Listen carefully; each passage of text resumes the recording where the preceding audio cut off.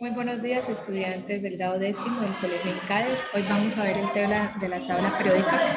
Vamos a ver el siguiente video y ahorita les voy a indicar la actividad que vamos a realizar. Hamilton, Colombia, es educación para todos.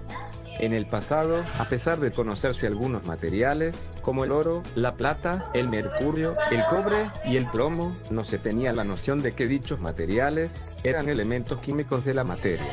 El primer descubrimiento de un elemento fue en el año de 1669, cuando el alquimista Henning Brand descubrió accidentalmente el fósforo al intentar convertir metales, como el plomo, en oro puro, algo que por supuesto nunca logró. ¡Qué hombre tan loco! Pero bueno, eran las creencias de la época.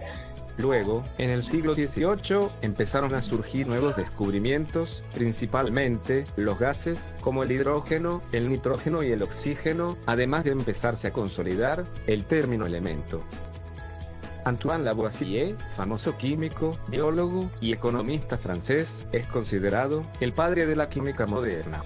Hizo grandes aportes, entre ellos, la lista de sustancias simples, donde aparecían 33 elementos, agrupándolos en gases, metales, no metales y tierras. Todo esto, en un intento de sistematizar los 33 elementos descubiertos hasta ese entonces. Veamos la lista más de cerca.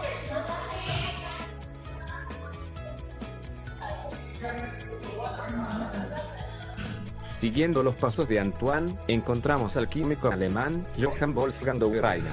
Él, a principios del siglo XIX, notó el parecido que existía entre ciertos grupos de 3 elementos. A estos grupos de 3 les llamó tríadas, como las tríadas del litio, sodio y potasio, el calcio, estroncio y bario, y el cloro, bromo y yodo.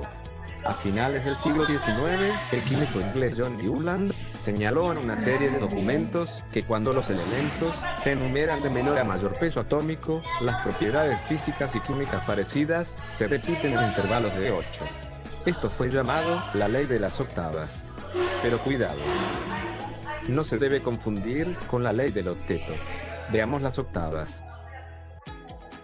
Los elementos de una misma columna tienen propiedades físicas y químicas parecidas. Casi simultáneamente en 1869, el ruso Dmitri Mendeleev publicó su primera tabla periódica. Esta tabla agrupaba los elementos en grupos de 8, cada uno con propiedades químicas y físicas similares. Además, dejando casillas libres para los elementos que faltaban por descubrir. Incluso predecía las propiedades de estos elementos faltantes.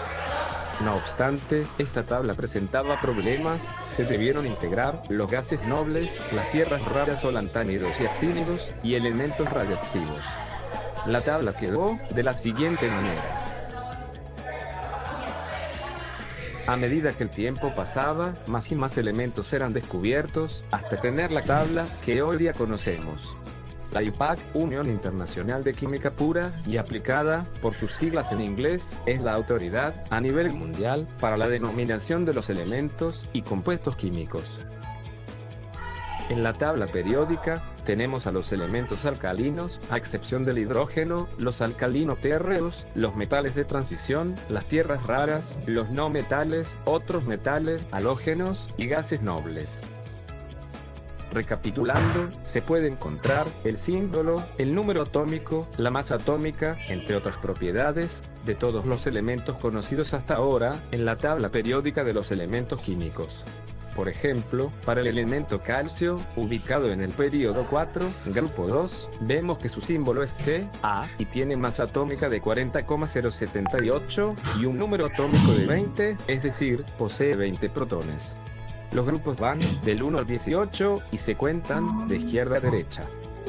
Por su parte, los períodos se cuentan de arriba hacia abajo y van del 1 al 7. En un grupo, las propiedades químicas son muy similares porque todos los elementos del grupo tienen el mismo número de electrones en su última o últimas capas. A estos electrones de las últimas capas se les llama electrones de valencia. Si tomamos como ejemplo los 3 primeros elementos del grupo 2, el berilio, el magnesio y el calcio, vemos que todos tienen 2 electrones de valencia, o sea, 2 electrones en su último nivel de energía.